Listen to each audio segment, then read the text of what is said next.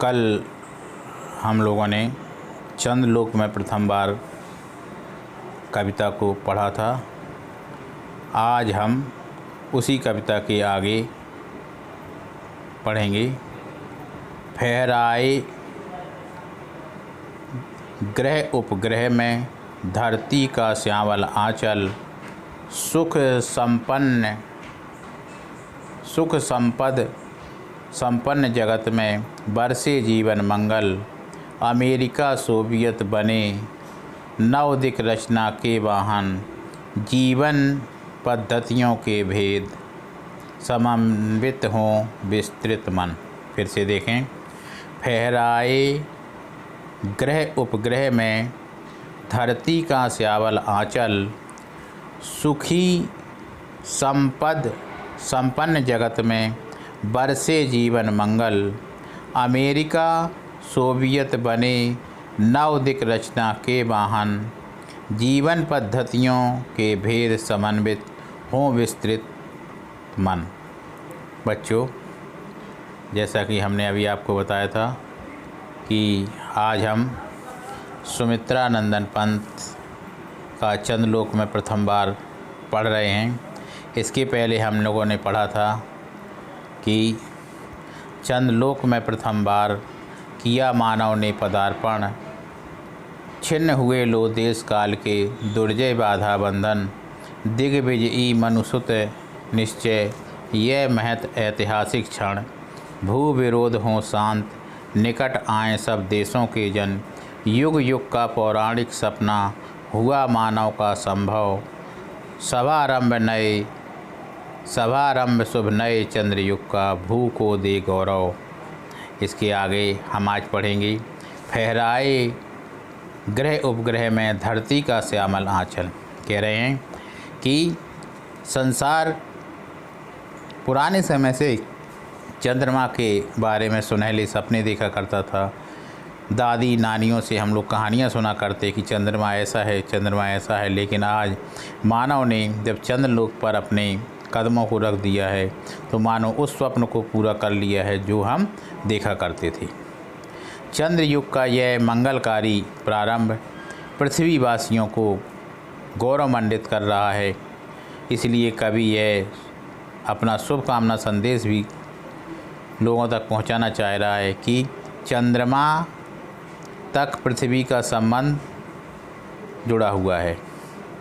अब कह रहे हैं फहराए ग्रह उपग्रह में। अब धरती का श्यामल आंचल, श्यामल का मतलब है हरा भरा।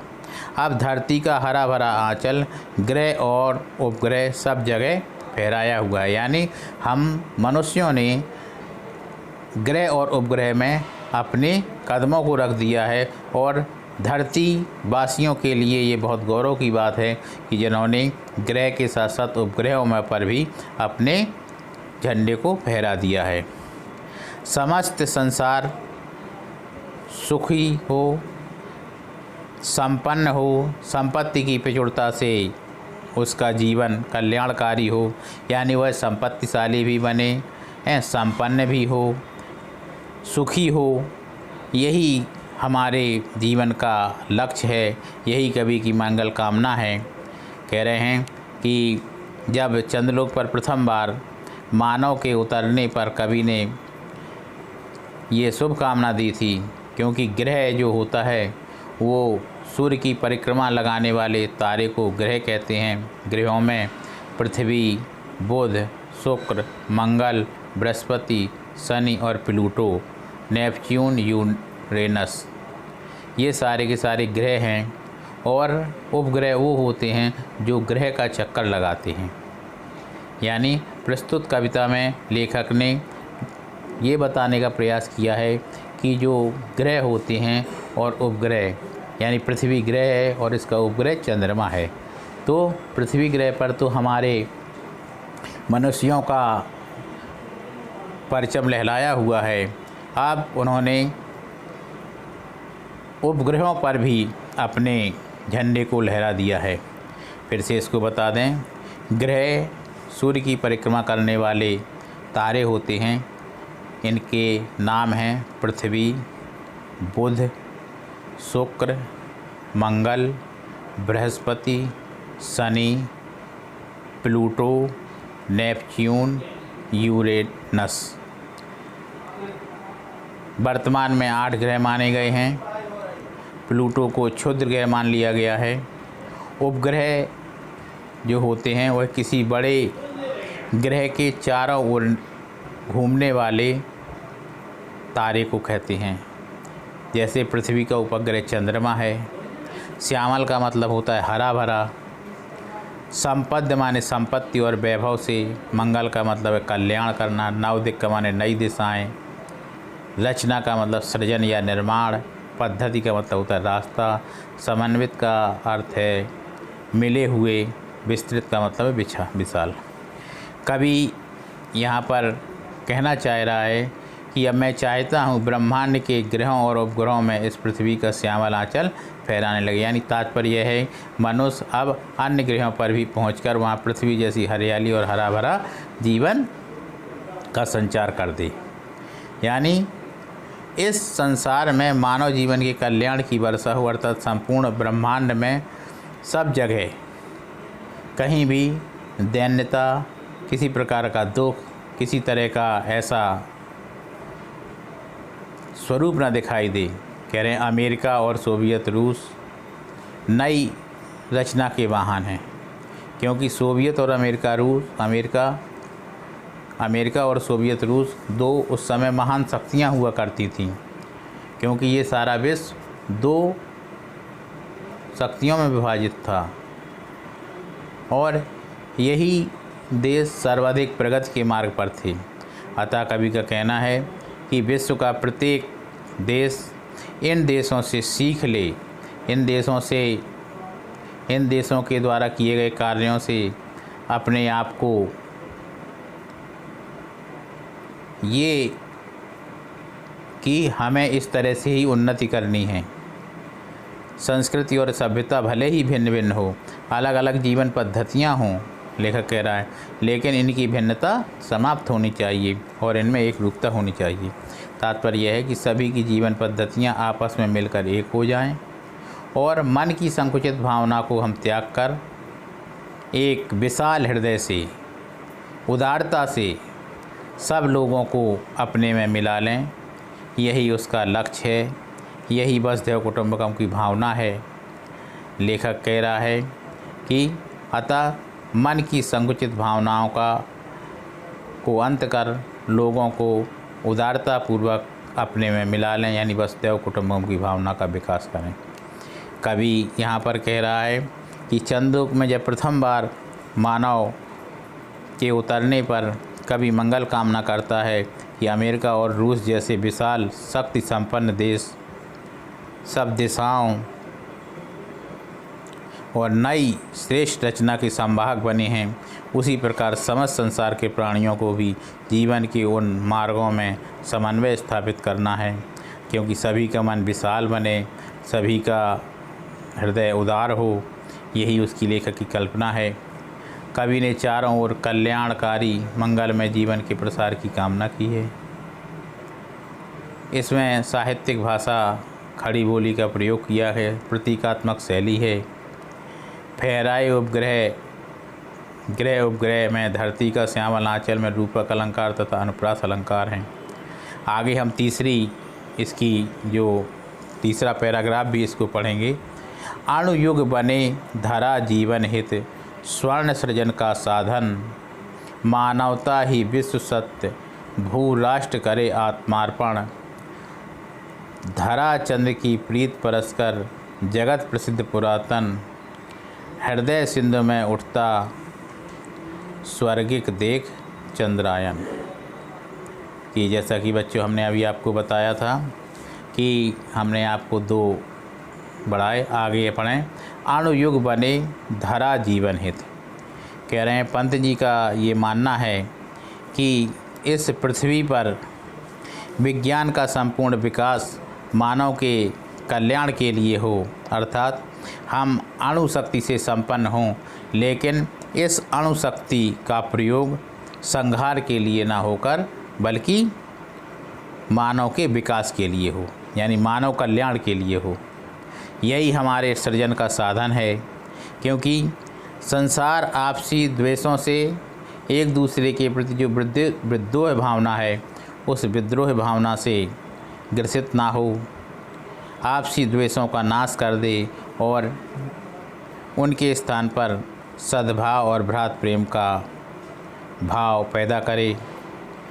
यह पृथ्वी स्वर्ग के समान सुखी हो जाएगी, क्योंकि जब हम जो हमारी अणु शक्ति है, जिसको हमने विज्ञान की दृष्टि से बहुत विकास के कार्यों में लगाया है, अगर हम उसको संहार के कार्यों में लगाएंगे तो ये हमारे लिए बड़े दुख की बात होगी। इसलिए कह रहा है अणु युग बने धरा जीवन हित। हम अणु शक्ति से संपन्न हैं, अर्थात अणु शक्ति का प्रयोग मानव संहार के लिए न होकर बल्कि मानव कल्याण के लिए हो। स्वर्ण सृजन का साधन कह रहे हैं, इसके विकास से संसार के आपसी द्वेषों का नाश हो जाए और उसके स्थान पर एक सद्भावना का, भ्रात प्रेम का भाव उदय हो, जिससे पृथ्वी स्वर्ग के समान सुंदर हो जाए। सभी लोग ऐसे लगे मानो पृथ्वी पर स्वर्ग अवतरित हो गया हो। अर्थात यह अणुयुग पृथ्वी पर स्वर्ग निर्माण के साधन का कार्य करे। मानवता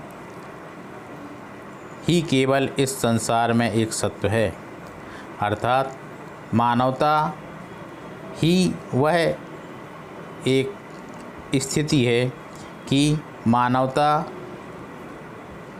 अन्य वस्तुओं के तो मिथ्या हैं, मानवता ही वह सत्य है। और भू राष्ट्र करे आत्मार्पण कह रहे हैं, हमारे सारे जो पृथ्वी के राष्ट्र हैं, देश हैं, सभी सच्ची मानवता के साथ सभी राष्ट्र अपनी स्वार्थ भावना को त्याग कर उनके प्रति आत्मसमर्पण का भाव पैदा हो, तभी पृथ्वी के विभिन्न राष्ट्रों के बीच भेदभाव मिट पाएगा, भेदभाव की खाई समाप्त हो पाएगी और मानवता का साम्राज्य बहुत बड़े पैमाने पर साम्राज्य स्थापित हो जाएगा। पंत जी कहते हैं पृथ्वी और चंद्रमा का प्रेम तो बहुत ही पुराना है, क्योंकि विद्वानों को विश्वास है कि चंद्रमा पहले पृथ्वी का ही टुकड़ा हुआ करता होगा, जो उससे टूटकर छिटककर अलग हो गया वैज्ञानिक या खगोलीय घटना के द्वारा। आज भी पूर्णिमा के दिन चंद्रमा को देखकर हमारा जो सागर के हृदय में बड़े बड़े ज्वार आते हैं, और यही ज्वार हमें ये बताते हैं कि पृथ्वी और चंद्रमा की प्रीत बहुत पुरानी है। इसमें फिर से बच्चों देखें कि प्रस्तुत पंक्तियों में यह कामना की गई है कि अणु शक्ति की परख और प्रयोग करने से हमारे वैज्ञानिक युग मानव जीवन के कल्याणकारी सिद्ध हो। कवि का कहना है विज्ञान का संपूर्ण विकास मानव कल्याणकारी के लिए हो, परमाणु शक्ति मानव जीवन के विनाश का साधन न होकर पृथ्वी पर स्वर्ग निर्माण का साधन बन जाए। मानवता की भावना इसके समक्ष समग्र पृथ्वी को, राष्ट्र को समर्पण कर देना चाहिए, अर्थात विश्व एक राष्ट्र बने। इस पूरे संसार में तरह तरह के जो अलग अलग राष्ट्र हैं, ये सारे राष्ट्र मानवता के सहारे एक हो जाएं, यानी भले ही उनकी सीमाएं परिधियां अलग अलग हों, लेकिन उनमें मानवता की भावना बनी रहे। वे अणु शक्ति से संपन्न हो जाएं और एक दूसरे की विनाश की बात न सोचकर अपने मानवता के हित में अपने को लगाएं। कहते हैं चंद्रमा और पृथ्वी का प्रेम तो बहुत ही पुराना है, क्योंकि चंद्रमा पृथ्वी का ही एक अंग हुआ करता होगा पहले, लेकिन बाद में जब खगोलीय घटनाएं हुई होंगी तो पृथ्वी से अलग हो गया होगा। इसलिए पृथ्वी के सागर रूपी हृदय में चंद्रमा का मुख देखकर ही ज्वार उठता है। तात्पर्य यह है कि चंद्र विजय की सार्थकता तभी संभव है जब वैज्ञानिक उपलब्धियों को मानव हित में लगाया जाए।